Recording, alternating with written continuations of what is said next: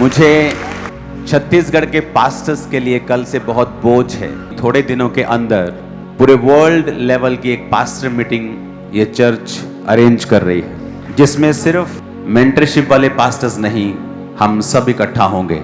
और ये 1 दिन की नहीं होगी, ये 2 दिन की नहीं होगी, ये 3 दिन की होगी।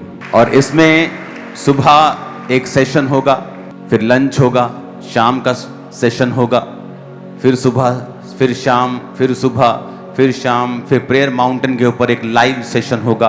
One of its on kind, ये अपनी तरह की एक अनोखी और पहली इस चर्च की मीटिंग होगी जो आपने पहले कभी नहीं देखी होगी, क्योंकि ये इम्पॉर्टेंट है, वेरी इम्पॉर्टेंट। परमेश्वर ने मुझे एक बोझ दिया है, क्योंकि जब इस क्रूसेड के बाद अगले दिन मैं उस जगह में घूमने के लिए गया, जैसे ही हमने नारियल पानी पीने के लिए रुके, मेरा स्पिरिचुअल सन वहाँ खड़ा था। उसके आगे रुके तो पास्टर्स मिलने लगे।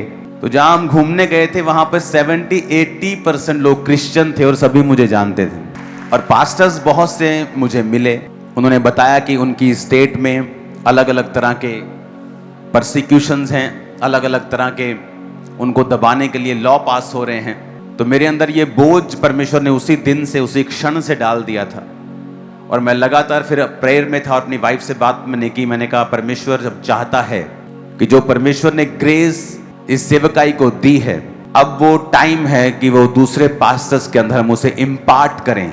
जब छत्तीसगढ़ के बारे में मुझे मालूम हुआ और बाकी स्टेट्स के बारे में मालूम हो रहा है, ये जरूरी है कि आप लोग पास्टर्स के लिए प्रार्थनाएं करें, चर्चिस के लिए प्रार्थनाएं करें, चीजों के लिए प्रार्थनाएं करें कि परमेश्वर जो ग्रेस आपको दे रहा है वो दूसरे भी उससे प्रभावित हों, उससे आशीषित हों। आमीन।